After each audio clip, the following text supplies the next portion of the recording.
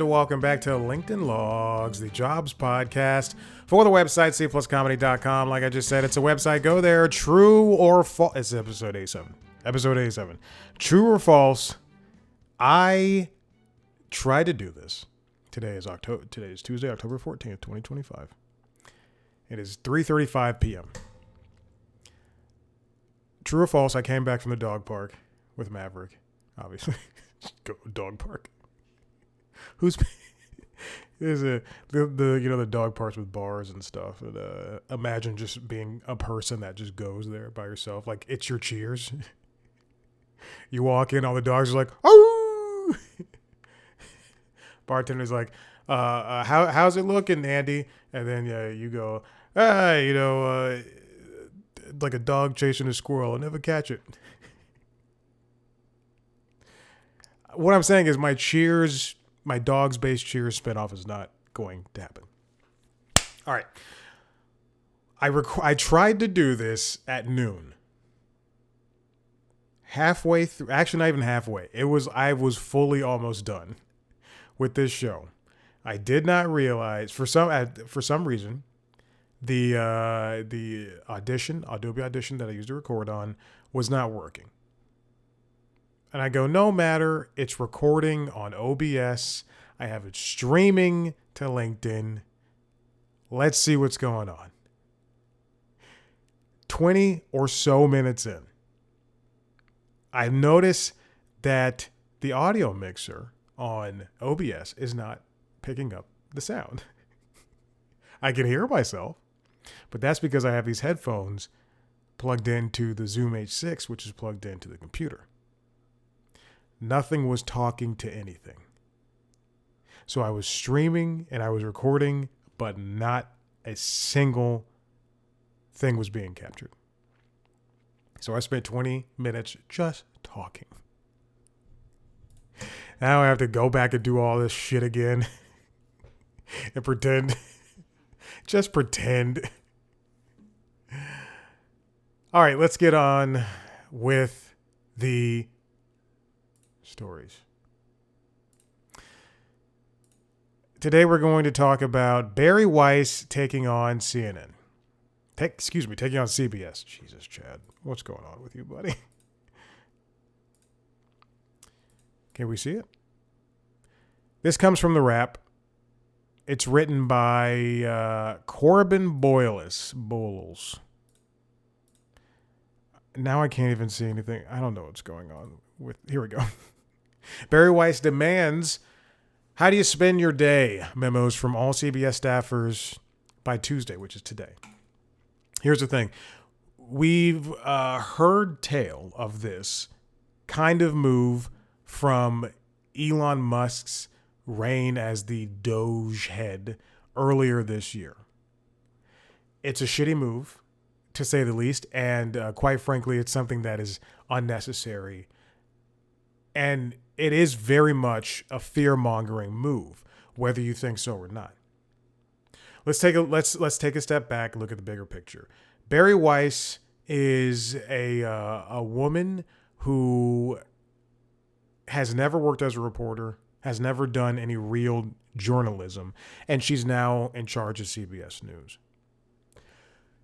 If you don't know that name, you should know that she worked at the New York Times as an opinion writer, which is why I could say I'm more of a reporter than she is. Very true.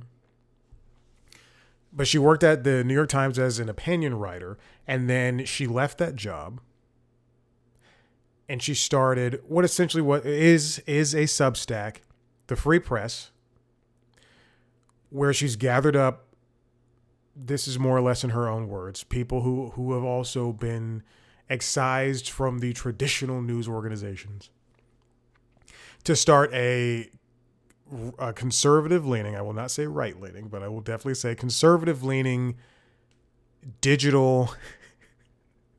I am definitely trying not to say news organization because there is a point. There's a point where news just isn't news. And I refuse to use the word content. But to start this website, to this Substack, where people can write partially partially sourced articles. That's all I could say. That's all I could really say about that. John Oliver's Last Week Tonight did a cover story about Bari Weiss, so you can learn all about her from that. She's somebody who should not be in charge of CBS News. Just point blank. It'd be very much like putting me in charge of Warner Brothers and saying that just because I have ideas and trying to implement them would be equal to, me being a Bob Iger running Disney. I thought saying he's doing a really good job. Bob, please give me a job. So Bari Weiss, she sent out, when she was named the head of CBS News after Paramount Skydance purchased the Free Press for roughly $150 million. And again, essentially gave this is a simile, and it has nothing to do with who she is or what she looks like. But it's like giving a fat kid the keys to a candy store. Ooh. She sent a memo that said by Tuesday, people need to detail CBS News staffers, need to detail their jobs and their opinions on the organization. This comes via the wrap from Semaphore. Weiss framed the directive as a move to get to know her employees better, saying that the newsroom is, quote, a big place with functional titles and reporting structures that I'm learning. She continued by saying that she wants to make CBS News the most trusted and most consumed news source in the nation. Those are kind of fighting ideals. When you can't be the most trusted and the most consumed in the nation. If you look at Fox News, it is somewhat of a news organization, but I would definitely not say it's the most trusted. It is probably the most consumed news source. On the other hand, I'm a huge fan of PBS NewsHour. They put straight up news on that show. And it is, I would say, for pound, it is the most trusted news organization. There's no left or right. It is truly just the gray area. And they're definitely not the most consumed news source in anywhere, if there's anything. Weiss continues. She's not looking for a JD or words like synergy. I mentioned this the first time I tried to record this episode, and I will mention it again. I don't know what the hell a JD is, but there you go. I know one JD, and he's on Scrubs. I want to know how you spend your working hours, and ideally what you've made or are making that you're most proud of. I'm also interested in hearing your views on what's working, what's broken or substandard, and how we can be better. Please be blunt. It will help me greatly. Now, this memo came on Friday, and expecting it in two business days. Even take Tuesday out of the equation, expecting it in one business day is something that is quite unfair, and sending people home in a panic on a Friday. News is a 24-hour operation. But people aren't going to work on a Saturday or Sunday and write a memo. I'll tell you this, it's very difficult to get people working in the news to do anything on a Saturday or Sunday if it's not breaking news. Very difficult. Now, the WGA came out almost immediately and, at the request of themselves, said, I should probably delete that. Hold on, let me pop this open.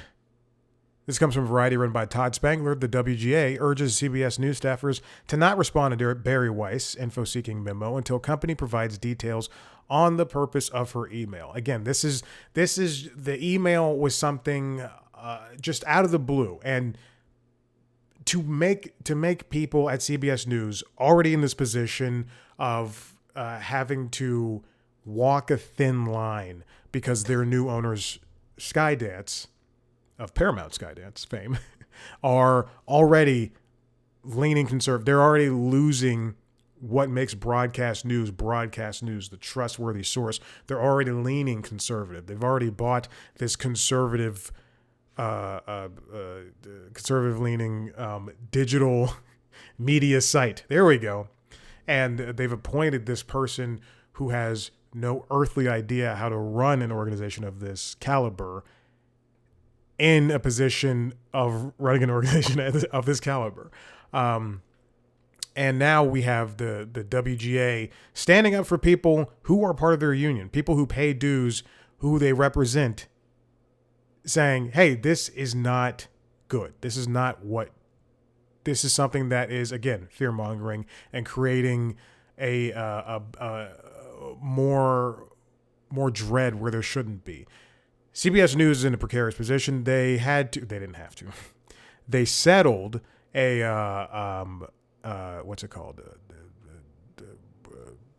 lawsuit with the current presidential administration because he's a big dumb baby, and they lost somebody who was a couple of people, but people who were in charge of 60 Minutes. They lost their big people at CBS News. In the same way, ABC News had to do the exact same. Well, they didn't have to. Again, they didn't have to. But ABC News did this exact same thing. They settled with the George Stephanopoulos Good Morning America lawsuit.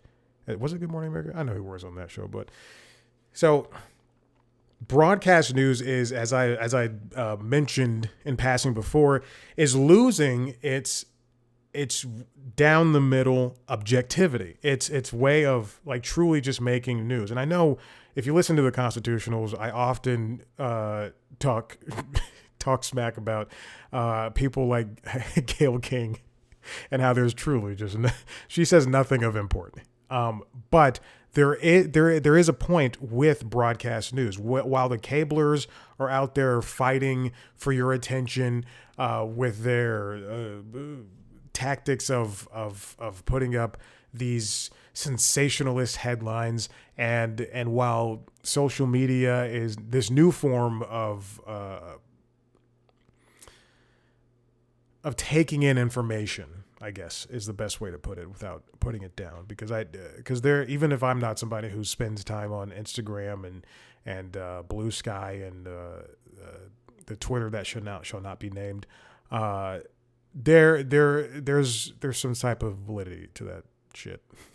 I will talk down to a little bit, but this broadcast news is supposed to be very much in line with what the nation should be. What the world should be. We should be delivering facts and not just emotions when it comes to this. So the Writers Guild of America, which not only represents TV writers and movie writers, but also represents news writers as well, it told union employees that it represents at CBS News not to respond to an email requesting information sent to staff by Bari Weiss until CBS provides more details on what the purpose of her missive is, including whether their replies could serve as, quote, a basis for discipline, discharge, or layoff. Hold on. And in an email to WJ members obtained by Variety, union reps said that, quote, we are aware that Weiss sent an email asking CBS employees to provide information about their jobs and feedback about CBS News. Many of you have expressed concern to us about the purpose of the email, and we share those concerns. They continued, this is why we sent the company an immediate demand to provide information about the email by Monday, which was yesterday, October 13th. We suggest that you refrain from responding until we are able to share the information that we receive so that you can make an informed decision by the Tuesday deadline. What was in the WGA email? Well, we found the rep sent to CBS, Todd Spangler, of Variety. What they received was, what they sent out was, who received the email? So who were the people at CBS News who received the email? Who will have access to responses that employees provide? Will employees' responses be the basis for discipline, discharge, or layoff? Will employees be disciplined if they do not respond to the email? What does the company intend to do with the responses? Will the company use AI technology to review the responses? If so, what prompts will be given? What steps will be taken to ensure that the results are non-discriminatory? They have every white right. I was saying CBS News. They have every white right to. I did it again. They have every right to put this out, and as does CBS News, I guess, have the right to just say, this new head, hey, what are you doing? However, there is a point where we know that there could be retaliatory effort when it comes to people, just basically doing what you asked. It's imagine, being asked this question, hey, what could CBS do to change? CBS News do to change? And then you could say, it'd be wonderful if we did more vertical video. And then they'd be like, that's wrong, you're fired. When I was, I've mentioned this before, and it's happened to me in so many industries in which I've worked, that it just makes me think, why would you even ask the question? Because I'm not going to waste time. I'm not going to lie. I'm not going to sit on my hands, because I'm not a child. We're all adults. You should be able to take comments. When I was serving at a restaurant in Roswell, Georgia, where I lived, where I grew up, it was a summer restaurant job for me. So I was home from college, and it was a restaurant off of Canton Street. And so Canton Street is in downtown Roswell. It's a very happening place if you're stupid and you live in the suburbs. If you've never been to a city in your life, but it's a very happening place, busy all the time. And I worked at a restaurant off of Canton Street, so that's not on Canton Street. So it was never really busy all the time. The owner of the restaurant, he was a nice guy, but all of the customers that came were mostly his friends. And I just told this story this week, so that's why it's fresh in my head. But it was always his friends, and they weren't the best tippers. They always got the same thing, cheeseburgers. Hey, this cheeseburger have lettuce and tomato on it. Let's take that off. The stuff that it's at least slightly healthy. Anyway, these people, he would, at least when I got there, we had maybe one or two restaurant-wide meetings. And by restaurant-wide, I mean it was the one bartender that works there, the woman that had worked there for 20 years, with every change of the guard of the owner of the restaurant, she was been there. And then like 3 or 4 other servers. So not that many people. and he sat us down for the first meeting, for the second meeting. He's like, I like to do this every other week or so. I'm like, he's never done that. In the 3 months I've been there, he's never done that. But I like to do this every other week or so, and just like talk and see where you guys are at and see if you guys have any ideas. And I gave him an idea. I said, hey, listen, you have to, not rebrand, but you have to get the name of the restaurant out there. You have to do other things instead of just having your friends come by, because they can only get you so far. And I remember my specific words were, the good old boys aren't always going to, be there for you. And he was like, well, Chad, that's how he spoke. Well, Chad, it's, it's those are the ones who always stood by me and blah, blah, blah. So you're wrong about that. And I was just like, all right, well, fuck. and then like 2 weeks later, I quit on a Saturday night because it was Saturday night and I couldn't even bring home $30. The same thing happened at CNN. One of the women in charge of me, when I was working there as the prompter person, we would have meetings, let's say every month or every couple of weeks, very frequently, which is kind of them, but they never showed up in the office. I'll say that much. Anyway, we would have meetings, one-on-ones every couple of weeks to check in and see all that shit. And I would always have suggestions and ideas because they're like, hey, do you have any feedback? What can we do? And I would always give feedback. Hey, when the fires in Hawaii, I said, hey, we're covering, the white people that live there. Wouldn't it be better if we just cover people of color? And it took them so long to cover people of color. And it's because they were always covering the rich white people who had second homes, who own the restaurants. What about the people that work for them? What about the people whose homes are there, whose only homes are there?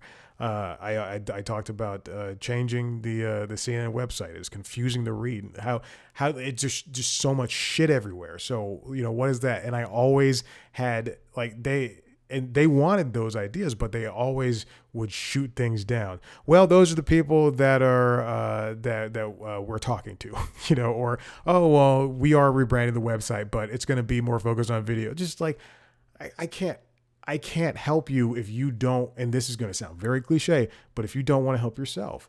And that's why CNN's always in the third place spot.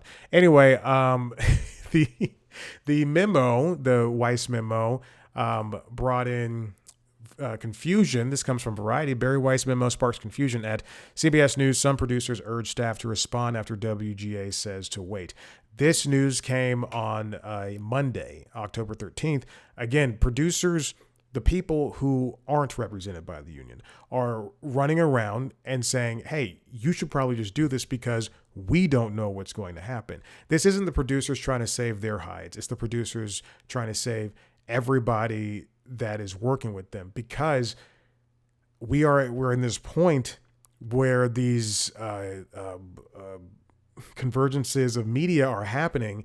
And we saw what happened with, let's go back to the New York Times buying out The Athletic and then folding the sports section of the New York Times, the storied sports section, and replacing it with The Athletic. So many people lost their jobs. And you can say, yeah, well, these beats were probably unnecessary and it's better handled at The Athletic. But you're passing off two things that could have lived together. And my point is, the free press isn't going to be something that lives on its own. I feel as though, well, I fucking know as though there's going to be some point in the future where Bari starts bringing in the people that she trusts and that she wants to work with, as opposed to the people who were really trained and have been working their butts off at CBS News. This is something else I mentioned in the first time I tried to record this. I know I talk a lot of shit about other organizations and organizations that I used to work for, like Warner Brothers Discovery. Mark Thompson, to the very least, to the things I dislike about him and David Zaslav the most, Mark Thompson at least came from BBC to New York Times, and now he's at CNN. For some reason they brought back the subscription, and whereas when CNN Plus was dismantled within like a week. Which is, I don't know. And then we're also HBO Max is losing access to live streaming CNN. It doesn't make sense. Anyway, but on a bigger scale, CNN has the name, he's done the work with Mark Thompson's done the work, and he is sort of righting the ship, right? Look at this, righting the ship. That is CNN at this point. But he knows what he's doing. And even if he doesn't have the cable experience, he at least has the news coverage experience. And Bari Weiss does not. She, for all intents and purposes, I'm a journalist and she is not. She's a woman who, that sounds sexist, but I will say it anyway, because I don't give a shit. Cancel me. She's a woman who has access to a keyboard. Within hours of the memo surfacing, the WGA counseled union members at CBS not to answer the missive until CBS provided more details. But this drama is creating a huge, just a slew of confusion. Staffers are saying mass confusion because they have been urged by some of their superiors to file notes to Weiss, and their union has told them the exact opposite. Some producers are not covered by a union contract at CBS News and may feel pressure to get employees to follow the new boss's orders, according to people with the matter. There is a good reason to shake up CBS News. The division has suffered through a parade of senior executives over the last few years, none of them able to buck recent trends and gain more traction for weekday standards, CBS Evening News, and CBS Mornings, which continue to rest in third place when compared to their time slot competitors from NBC News and ABC News. We already know that. Now, this happened in between the time of me trying to record the first episode, the first version of this episode, and then going about my day, and then coming back and saying, "Let me try this shit again." This comes from Variety, written by Brian Steinberg. CBS News staffers won't be disciplined for not responding to Bari Weiss's memo, says the union. Now, that's really, really good news. But ignoring the memo, will that put people on some sort of list? And not to be disciplined, but at least to be watched. That is just I know it's very conspiracy-brained to think, but in this world of, hey, your job could be on the line, maybe it's the right way to do it. Steinberg writes, CBS has indicated that staffers at CBS News will not be disciplined if they do not respond to a much scrutinized message sent last week by Bari Weiss. The union representing many CBS News employees said, according to the Writers Guild of America. They wrote that the response is optional, and the company further stated that if you choose to respond, it will not be a basis for discipline, discharge, or layoff. I'm glad that they keep reusing those words, because those are the things that it's very important, because it could be actionable if they choose to act on those words. I wish I could say I have hopes for Bari Weiss, but I don't. If you look into her background, she is somebody that has a conservative bent, and quite frankly, when she left, I don't know if she was fired, but when she left the New York Times opinion section, remember, opinion, that's two different things. You know who else does opinion? People on YouTube who review video games. A 20-minute review of a video game, first of all, is a waste of time. A 20-minute review of a video game, and it's all opinion. Especially somebody who plays every single big game. This is why I don't subscribe to big YouTubers. You get burned out, and every game becomes the same. It's like saying, what is it? The new Ghost of Tsushima game, the Ghost of Yotei, or whatever it is. It's the first game was great. This second game has better systems and probably a better story, probably better gameplay. It definitely has better gameplay from what I've seen. But if you're playing every big game that comes out in a year and you're a game reviewer, then obviously they're all kind of going to blend in together. In the same way that if I go to the movies all the time and I see every movie, it's going to get less exciting. I saw The Smashing Machine today. That's what I saw between records. And you know what? I enjoyed my time, and I had to let go of the fact that 2 weeks ago, I saw another movie in theaters, and then like a day before that, I saw a movie in the theater. So let's go back to Bari Weiss. The thing is, though, I don't have any hopes for her, and it's to hire somebody who is already showing their cards, who has shown their cards. When she left, again, let me go back to when she left the New York Times. When she left the New York Times, she, in her words, said that she felt like you couldn't voice your own opinion. You're right in the opinion section. For a periodical that published things by Tom Cotton. An article by Tom Cotton, one of the biggest racists that I've seen in recent years in politics. Tom Cotton, go back and read that. I read that piece, and it was fucking deplorable to see that something I subscribed to would allow for such drivel to be posted online. Anyway, Bari said that she felt bullied and that she couldn't voice her opinions, and she referred to her resignation as an event that rocked the world. I don't want someone who plays the victim in that sense, who is friendly with, Megyn Kelly and Jeff Bezos and people of that ilk.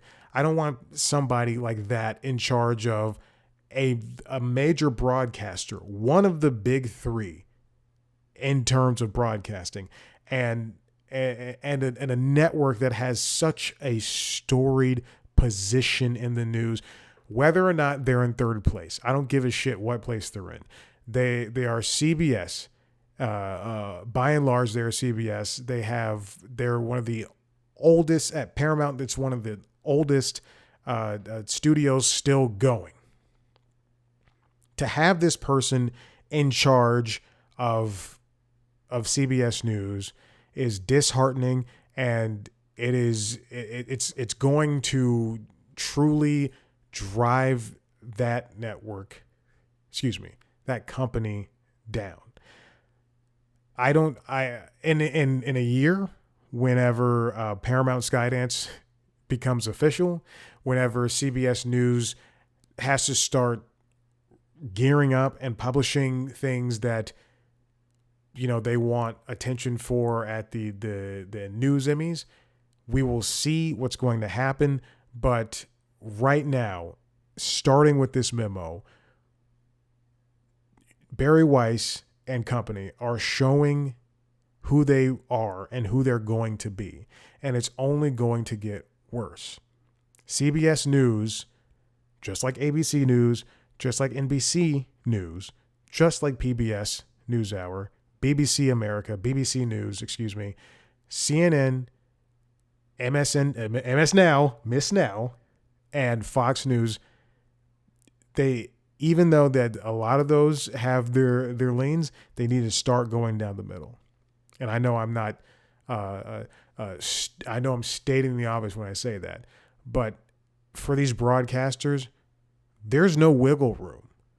There's none at all. You're reporting the news for the biggest audience, which is, a lot of people don't want to watch Fox or CNN or Miss Now. A lot of people don't know. MS Now is the dumbest name ever. But a lot of people don't want to have to rely on cable news with their sensationalistic broadcasting. When it comes to these broadcasters, to these mainline broadcasters, there needs to be trustworthiness. And Bari Weiss is not going to be able to let that slide, let that go, let that be on CBS News. But this is where we are. Listen, if you like what you heard here, head to the website cpluscomedy.com, where you can see all the things that live there. If you want to see a video version of this show, go to youtube.com/cpluscomedy. We're going to see a video version of the other podcast, The Constitutionals, the Entertainment Business News podcast, and Late Night Lately, the late night show. You can also see me talk to famous people there sometimes under the interviews. Subscribe to those shows wherever you get your podcasts. Follow us on social media, Blue Sky, Instagram, and TikTok at C Plus Comedy, me at Chad Blackwhite. Thank you so much for listening. We'll see you next time. Bye.